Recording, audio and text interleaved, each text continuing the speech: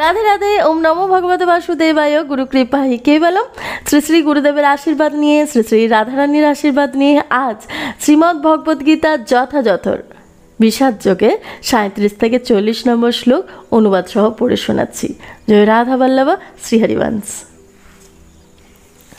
যদ্যপেত্তে ন পশ্যন্তি লোভোপহত চেতস কুলক্ষয়কৃত দোষং মিত্রদোহে চ পাতকম কথং ন জ্ঞেয় মস্মাভি পাপদস্মান্নিবর্তিতম কুলক্ষয়কৃত দোষং প্রপশ্যাদ্দি জনার্দন।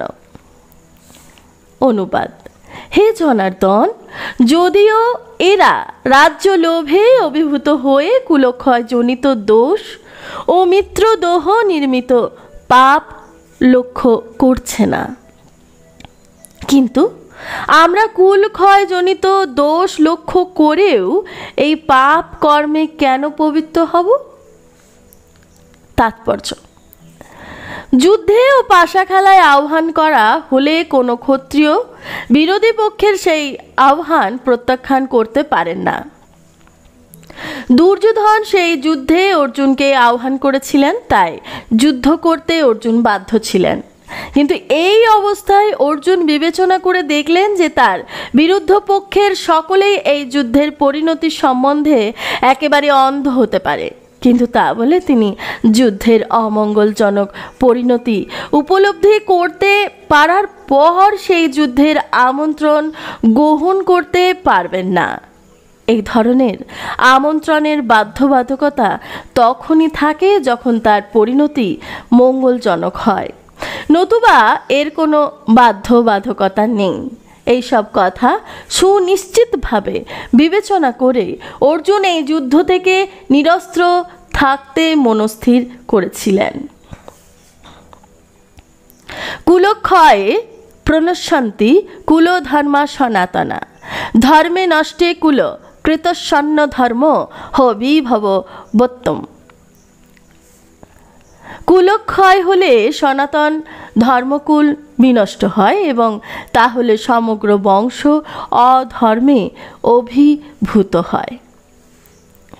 তাৎপর্য: বর্ণাশ্রম সমাজ ব্যবস্থা অনেক রীতিনীতি ও আচার অনুষ্ঠানের নির্দেশ পাওয়া গেছে, যা পরিবারের প্রতিটি লোকের যথাযথ পারমার্থিক উন্নতির সাধনে সহায়তা করে।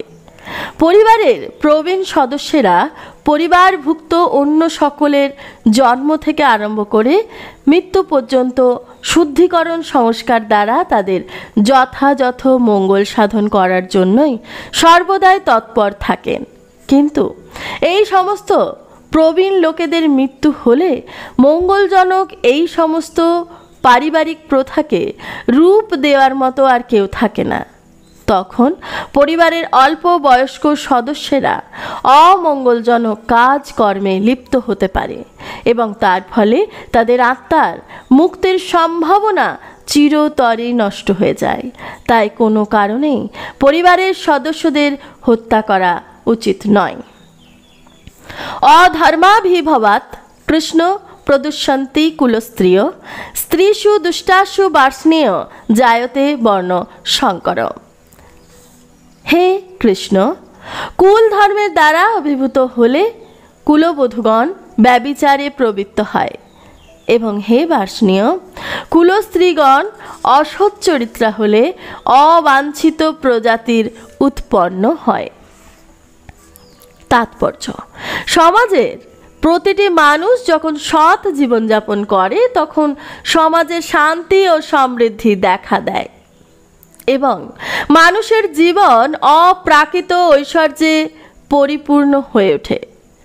বর্ণাশ্রম প্রথার মুখ্য উদ্দেশ্য ছিল সমাজ ব্যবস্থাকে এমনভাবে গড়ে তোলা যার ফলে সমাজের মানুষেরা সৎ জীবনযাপন করে আর সৎ জীবনযাপন করে সর্বতোভাবে পারমার্থিক উন্নতি লাভ করতে পারে। এই ধরনের সৎ জনগণ তখনই উৎপন্ন হয় যখন সমাজের স্ত্রী লোকেরা সৎ চরিত্রবতী ও সত্যনিষ্ঠ হয়। শিশুদের মধ্যে যেমন অতি সহজেই বিপদগামী হবার প্রবণতা দেখা যায়, স্ত্রী লোকেদের মধ্যেও তেমন অতি সহজেই অধঃপতিত হবার প্রবণতা থাকে।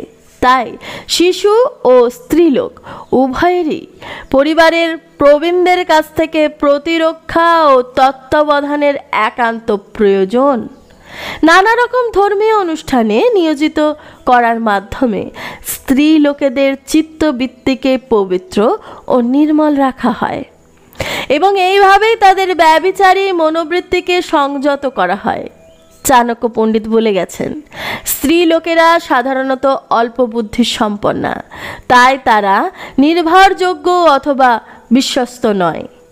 সেই জন্য তাদের পূজা অর্চনা আদি গৃহস্থালীর নানা রকম ধর্ম অনুষ্ঠানে সবসময় নিয়োজিত রাখতে হয় এবং তার ফলে তাদের ধর্মে মতি হয় এবং চরিত্র নির্মল হয়।